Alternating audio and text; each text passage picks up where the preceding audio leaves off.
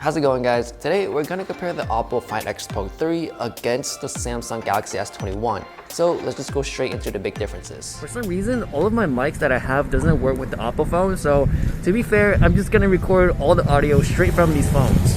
The Oppo Find X3 Pro does have a bigger screen, so when you're watching stuff, scrolling through Instagram, doing anything on the phone, it's just better than a Galaxy S21. And also, Samsung is known to have the very vibrant screen and good looking screen. And comparing the two, to be honest, they look really similar to each other, so I can't really tell which one has the better looking screen. The colors look very, very close. The button layout on Oppo is pretty much the same thing as the iPhone. The left side has the volume rockers, whereas on the right side is the power button. Even the camera layout is the same as the iPhone, but everything is self-preference. I do prefer the layout on the Galaxy S21 better, just because everything is on one side and it's just easier to reach. The gloss black on the Oppo is super shiny. It's pretty much like a mirror. So the thing is, if you ever need one, you don't even need to use the front-facing camera anymore. Just use the back of the phone. Oh, and also it's a huge fingerprint magnet, so I would highly recommend a case on this. I'm a big fan of matte finishes, so for the design and just feel, I'm gonna go with the Galaxy S21. In terms of the UI, they're both easy to use. The only thing I don't like about the Oppo is how when you swipe down on the home screen, you don't get to your notification center. The phone is so huge, I would need to use another hand for it. But the thing is, it's the same thing as iPhone. When you swipe down on the iPhone, you don't get the notification center. So yeah, that's the only thing I hate about the Oppo UI. And just using the phone in general, the performance is pretty much the same thing because they have the same chip. For battery life, the Oppo Find X3 Pro technically lasts longer because it does have a bigger battery, but just having a 500 milliamp hour difference doesn't make a huge difference for the user experience. Where it is noticeable is the charging speeds, because Oppo can charge up to 65 watts, which is freaking crazy, versus the Samsung, which is like 25. So technically, if you want to top up your phone fast, Oppo is the way to go. And even while it's charging, it's still twice as fast. So it doesn't matter how you charge the phones, Oppo is just gonna win. Alright, that is the differences. Let's move on to the cameras. The Find X3 Pro does have a microscope camera, and honestly, I think it's something that people would just use for a little bit, probably just for the hype, and they're probably not going to use it again. But I'll admit, the images do look pretty cool, and it's not something anybody could get or anybody with a regular cell phone can get.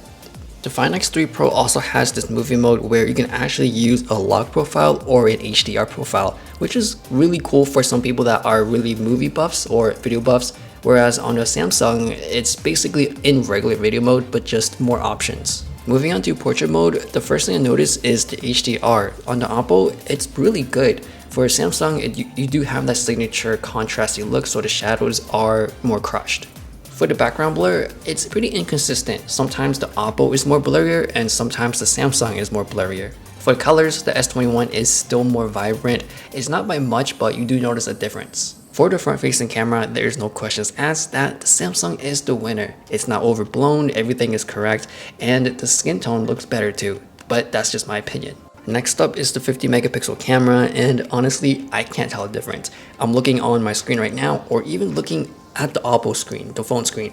I can't tell a difference. The only time where you can is if you zoom up to 1000%. Then you can see some difference, but yeah, it's just slightly sharper.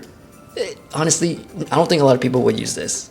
For the back cameras, they both are great. I do notice that the Samsung, it does have more saturated look, which is obvious, but they do have a weird shade to it. It's like a greenish tone, especially when there's a lot of grays in the picture. For HDR, if I had to pick, the winner is going to be the Oppo Find X3 Pro. And that goes the same for the more natural looking picture. If you want a more saturated poppy look or something that's just ready for the social media, then Samsung will be the easier one to use. In terms of the max zoom on the telephoto lenses, the Samsung you can actually zoom in more, 30x versus 20 on the Oppo, but it is sharper on the Oppo, so it really depends on which one you think you would need. For the low light indoor pictures, it's obvious that the Samsung is going to be a winner for a lot of people because it's brighter. And having that poppy saturated look really helps with the image as well. And that also goes the same for outdoors. I would say the Oppo is slightly better in sharpness and it can handle highlights better. For video, they both look really good. If you do want a more natural looking image, then go with the Oppo. You can tell that on the Samsung, the sky is really more of the turquoise look. It pops out more, so it really depends on your taste. For low light, even though they both are not that good, I would say the Oppo is cleaner. Even though it's a bit darker, you can tell that there's a lot more noise on the Samsung. Another win for the Oppo is the highlights. You can tell by looking in the T-Mobile store or at Walgreens, you can tell that it's more controlled. You can see inside more than on the Samsung Galaxy S21, where you can clearly tell it's overblown. I think both of these phones are great. It's just that for me, the Galaxy S21 is geared towards the general consumers, whereas on the Oppo Find X3 Pro, it's more for the camera enthusiasts. Normal people don't need a microscope lens, or I don't think they would need it or use it on a regular basis. Also, I don't think they need 50 megapixels unless they're planning to print it out or blow it up. And the Oppo phone is pretty expensive compared to the Galaxy S21. I'm gonna close up with a blind camera test, so let me know what you guys think about these phones.